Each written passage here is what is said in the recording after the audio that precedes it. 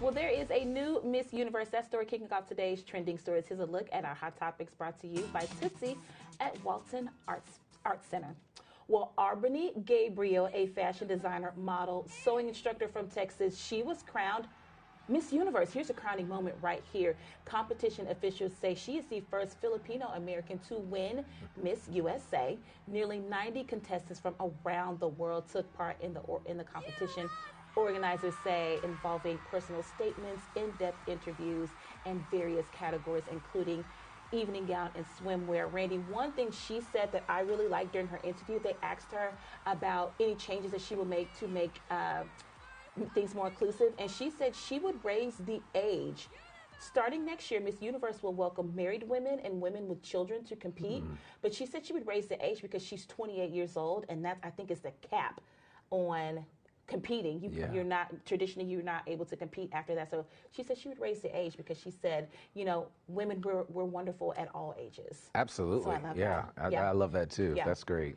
Well, with her bouffant black hair, piercings, and tattoos, actor Marissa Abella, she's creating a familiar image of late singer and songwriter Amy Winehouse. Interested to see what you have to say about this one, Randy. Here's a first look at Sam Taylor Johnson's new film, Back to Black.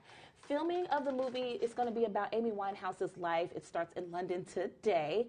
Abella in the lead role. She's also part of the cast of Greta Gerwig's upcoming Barbie movie. The estate of Amy Winehouse says that they're thrilled about the making of this movie, celebrating Amy's extraordinary music and showcasing her talent in a way that it deserves. Randy, were you an Amy Winehouse fan?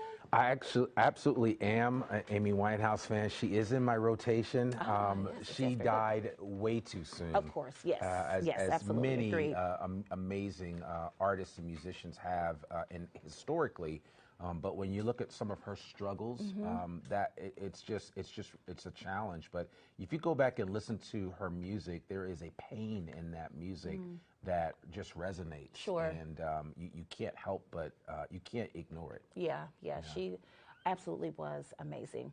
Now, a new Netflix film is called Doggone. It's one of those stories where you might not believe it unless you knew it was true. The movie, which stars Rob Lowe and Kimberly Williams Paisley, is about a beloved dog named Gonger who gets lost on the famous Appalachian Trail for weeks as his family crosses hundreds of miles trying to find him before he needs urgent medical care. It turns out the dog has Addison's disease and has to get a shot every 30 days or he might get really, really sick. So that adds to the urgency of trying to find him. So you can check out this film right now that is streaming on Netflix. I love a good feel-good story, Randy.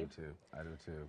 Now, gymnastics team has flipped their way into history. Fisk University made its debut appearance at the Super 16 NCAA gymnastics meet in Las Vegas. The Fisk University women's gymnastics team, they became the first historically black college or university to compete at the NCAA level. This on the heels of Dominique Dawes becoming the first black gymnast to win an Olympic gold medal 27 years ago. Congratulations to Fisk University. That's awesome. I love this. Yeah.